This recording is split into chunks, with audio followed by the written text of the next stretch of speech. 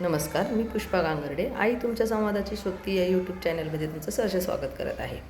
आपण मागच्या वेळेच्या व्हिडिओमध्ये पाहिलेलं आहे की जर आपण कुठल्या गावाला जाणार असेल तर मुलांच्या बरोबर काय संभाषण केलं पाहिजे. म्हणजे आपण जी कृती करत आहे, म्हणजे गावाला जातानाचं जे सगळी प्रोसेस आहे त्याविषयीचं त्याला सगळ्या भाषेमध्ये त्याला रूपांतर म्हणजे करता येईल. समजा त्याला कोणी विचारलं किंवा त्याला जरी समजा एखाद्या प्रवासातील एक मोठे झाल्यानंतर जर प्रवासात तुम्ही काय काय घडलं, काय कसे गेलात असं कोणी प्रश्न जरी विचारला तरी त्याला ते सांगता येतं. कधी जेव्हा तो लहान आहे तेव्हापासूनच आपण कुठे गावाला चालल्यानंतर कशासाठी चाललो, कशाने जाणार आणि कधी परत येणार, किती दिवस राहणार याविषयी सांगत राहिलो तर ते गोष्ट एकदा सांगितली आणि पुढच्या वेळेस लगेचच मुलाला सगळं आलं असं नसतं. असं आपण तो लहान असताना प्रवासात जाण्यापूर्वीचा प्रवास पण रोज रोज नसतो. त्यामुळे ज्या ज्या वेळेस प्रवासाला जायचं आहे त्या त्यावेळेसची प्रवासाची कारणं वगैरे आपण सांगत राहायची आहेत. मग एक दिवस पुढे त्याला त्या सर्व घटनेविषयी काल गावाला गेल्यापासून तर 2-3 दिवसानंतर गावावरून आल्यापर्यंतची सर्व ज्या ॲक्टिव्हिटी झाल्या, मुवमेंट म्हणजे कुठून कुठे गेलो याविषयीचं सर्व भाषण म्हणजे भाषा जी आहे ती इतर व्यक्तीबरोबर शेअर करता येईल. कुणाशीही गप्पा मारताना सांगता येतील, कुणी विचारलं तरी त्याविषयी सांगता येईल. त्याविषयीची सर्व भाषा माहीत होईल. जाण्यासाठीचं प्रवासाच्या तयारीसाठीची जी भाषा आहे, जी आपण कृती केली त्याला भाषा देणं गरजेचं आहे. आपला मेन उद्देश काय आहे ते सगळं सांगण्याच्या मागचा की मुलाला त्या संदर्भातली सर्व भाषा आली पाहिजे आणि भाषा आली तर तो त्याच्यातून संभाषण करू शकतो. भाषेचा उपयोगच आपल्याला इतरांबरोबर बोलण्यासाठी, आपले विचार मांडण्यासाठी, लोकांचे विचार कळून घेण्यासाठी करायचा असतो. आता आपण आज व्हिडिओ पाहणार आहे की आपण आता सर्व प्रवासाची पूर्वतयारी केली आणि प्रवासाला निघालेलो आहे. तर प्रवासाला निघाल्यानंतर रस्त्याने प्रवासामध्ये आपण मुलाबरोबर काय संभाषण केलं पाहिजे. बाळ 2 वर्षाचं आहे तेव्हापासून तर संभाषण आपल्याला अनेक वर्ष मोठा होत आहे त्या पद्धतीने त्याचं संभाषण आपल्याला वाढवत न्यावं लागतं. बदल करावं त्याच्या ज्ञानाच्या वयाच्या प्रमाणात आपल्याला त्याच्याबरोबर संभाषणमध्ये बदल करत करत जायचा असतो. जेव्हा लहान आहे तेव्हा आपण मामाच्या गावाला चाललो तर समजा बघा ते जुगजुग गाडीचं गाणं असतं, बघ झाडं कशी पळतायत, चला दुसरं गाव आलं बरं का, इथं पण एक गाव दिसते, त्या गावाचं नाव सांगणं. परत आपण कोणत्या रस्त्याने चाललो, आता आपण समजा नगरवरून नंतर मामाच्या गावाला पोहोचणार आहे, एखादं मोठ्या गावाचं नाव किंवा कुठलं बी मध्ये जे गावला छोटं जवळच गाव असेल तर एक मध्ये गाव लागते, मधल्या गावाचं एक नाव सांगू शकतो. हे गाव झालं का, आता लगेच आपल्या मामाचं गाव येणार आहे. मग परत त्या मामाच्या गावाचं नाव सहजच असतं. कुणी पण आपण विचारता अरे तुझ्या मामाचं गाव कोणतं आहे, तरी पण त्याला ते माहीत नसतं. कारण आपण नुसतं उचलतो, घेऊन जातो, मामाच्या गावाला पोचतो. मामाचं गाव असा पण शब्द वापरू शकतो, पण मामाच्या गावाचं नाव प्रॉपर काय आहे ते आपण मुलाला सांगत नाही बऱ्याच दिवस. ते लहान आहे तेव्हापासूनच त्याला आपल्याला सांगायचं. 2 वर्षापासून सांगितलं तरी काहीच अडचण नाही आहे.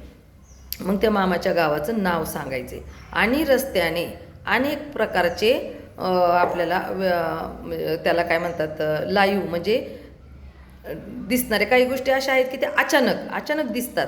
त्याविषयी आपण लगेच संभाषण. समजा आपण एक गावाला चाललो आहे कुठंतरी आणि अचानक आपल्याला कुठेतरी उंट दिसला, ते जाता येत असतात त्यावेळेस पण आपण थोडंसं आपलं स्वतःचं वाहन असेल तर थांबून मुलांना त्याच्याविषयी सांगतो, अरे कसा उंट चालला आहे, किंवा त्याच्याविषयी आपण पूर्वी चित्रामध्ये शिकवलेलं असतं, तो अचानक आपल्याला पाहायला भेटला आहे तर आपण त्याच्याविषयी बोलायचे. परंतु ते अजून पण दुसरं काही पण गोष्ट आहे, एखादं कृती घडती आहे की जे त्यांनी पूर्वी पाहिलेली नाही आहे तर त्या कृतीविषयी आपण त्या मुलाबरोबर तिथं संभाषण करू शकतो. नवीन त्याला काय दिसते, एखाद्या कुठं जाताना साखर कारखाना आहे, एखादी कंपनी आहे, इथं पिल्लं बनतात बरं का, इथं साखर तयार होती, यासारखे छोट्या छोट्या मोठ्या गोष्टी जे रस्त्याने विशेष गोष्ट असेल. एखाद्या ठिकाणी या गावामध्ये या देवाचं मंदिर आहे बरं का, चल या देवाच्या पाया पडायला. अशा प्रकारचं जे जे नवीन आहे ते तुम्ही लहान आहे तोपर्यंत तसं.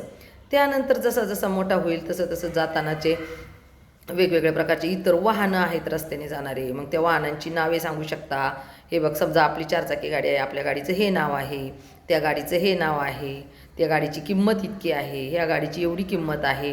त्यानंतर त्याचे रंग वेगवेगळे आपण लहानपणी सांगू शकतो. बघ आपली पांढरी गाडी आहे, त्यांची निळ्या रंगाची गाडी आहे, ते बघ ती गाडी किती जोरात गेली, ही किती सावकाश चालली, आपण सावकाश चाललो आहे, आपण कसं सावकाश चाललं पाहिजे की जोरात चाललं पाहिजे. त्याच्यानंतर जर मोठ्या शहर ठिकाणी गेले असतील तर सिग्नल असतात तिथं, सिग्नलविषयी सांगू शकतो. हे बघितलं लाल लाईट लागली म्हणून आपली गाडी थांबली बरं का, आता बघ हिरवी लाईट चालू झाली म्हणून आपण पुढे चाललो. हे आपण तेव्हापासून पार बाळ 7वीला जाऊपर्यंत सांगितलं तरी त्याचे ते सगळे नियम पण त्याच्यामध्ये पाठ होतात.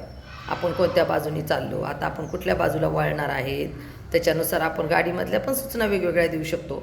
इंडिकेटर देणं आहे, काही छोट्या मोठ्या गोष्टी आहेत त्या पण, आणि त्या तितक्या आपल्याला वाटतं इतक्या छोट्या मुलांना पण हो तेवढ्या छोट्या मुलांनाही त्या सर्व गोष्टी कळतात. सर्व गोष्टी जर सांगितलं तर 7वीतसुद्धा खूप शार्पली 4 व्हीलर चालवणारी सुद्धा मुलं आहेत.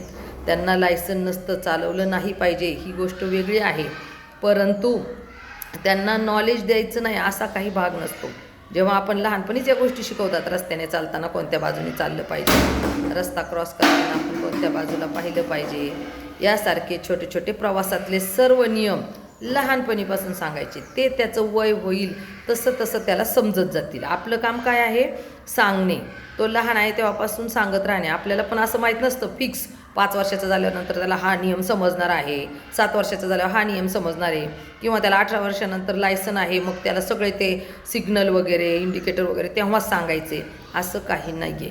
नॉलेज माहिती करणं प्रॉपर तोपर्यंत, त्याच्या वयाला जेव्हा लायसन पाहिजे आहे तोपर्यंत त्याचे सगळे नियम पाठ झालेले पाहिजे असले पाहिजे. कसे लोक नियम वापरतायत, आपण कसे वापरले पाहिजे याविषयी आपण चर्चा करत करत गेलेलं पाहिजे. रस्त्याने असणारे सगळे किलोमीटरचे बोर्ड आहेत, त्यानंतरचे जे सिग्नलच्या साईन, काही साईन आहेत, टर्न आहे किंवा ब्रिज आहे, कसं सावकाश जा, थांबा यासारख्या बोर्ड आहेत. ते वाचल्यानंतर आपण काय काय करतो, टर्नला काय करतोय, प्रवासात जाणाऱ्याची सगळी गावं आहेत, यापासून त्या गावापर्यंतचं किती किलोमीटर अंतर आहे ते पण आपण एखाद्या बोर्डवरती साईडला एक दगड असतात त्याच्यावरती पण लिहिलेलं असतं, ते सांगू शकतो का आता हे अमुक गाव येणार आहे, ते गाव असं असं इतकं किलोमीटर आहे. किंवा त्या गावाचं काही वैशिष्ट्य असलं, समजा आमचं नगर सोलापूर रोडवरती मांदळी हे गाव आहे, तिथे लोक जातात दर्शन घ्यायला. तिथं आता 3 किलोमीटरवर मांदळी आहे, तिथं मग असं देवस्थान आहे, तिथं लोक खूप गर्दी करतात एकादशीला किंवा सोमवारी. असं आपण त्यांना त्या त्या ठिकाणाचं वैशिष्ट्य सांगत सांगत प्रवास करायचा आहे. म्हणजे प्रवासातील सगळ्या नवीन गोष्टी ज्या आपण घरी भाषा शिकू शकत नाही, ज्या गोष्टी प्रवासात शिकवायसारख्या आहेत त्या, आणि प्रवास आपण रोज करत नाही, म्हणून प्रत्येक वेळेस प्रवास करायच्या वेळेस त्या गोष्टी सांगत सांगत राहिलं तर जितक्या जास्त दिवसांनी तरी प्रवास झाला तरी ते मुलं एक 5वी 7वीला जाऊपर्यंत त्याच्या वयाच्या प्रमाणात त्याची भाषा त्याला समजत जाणार आहे आणि त्याची त्याला माहिती होत जाणार आहे. आणि ती भाषा समजल्यामुळं तो इतरांशी त्या विषयावरती बोलू शकतो, संभाषण करू शकतो, किंवा लोक काय बोलतात याविषयीचं त्याला स्वतःला नॉलेज. समजा सहज कोणी म्हणतं आता काय 2 किलोमीटर गाव राहिले, काय तुमचं जे गाव असेल तर मग यांनी आपलं किलोमीटर म्हणजे काय, आलं आहे का जवळ का लांब आहे 2, ते का आपलं नुसतं बसून राहायचं असं नाही आहे. दुसऱ्यांच्या चर्चेत सहभागी होता येईल, दुसरे बोलतात ते समजते आणि स्वतःला नॉलेज झाल्यामुळं त्याच्यावरचा कॉन्फिडन्स वाढतो आणि तो मुलांशी संभाषण करू शकतो. आपल्याला या सर्व प्रसंगामधून मुलाला भाषा शिकवायची आहे, त्या सगळ्या कृतींविषयीची.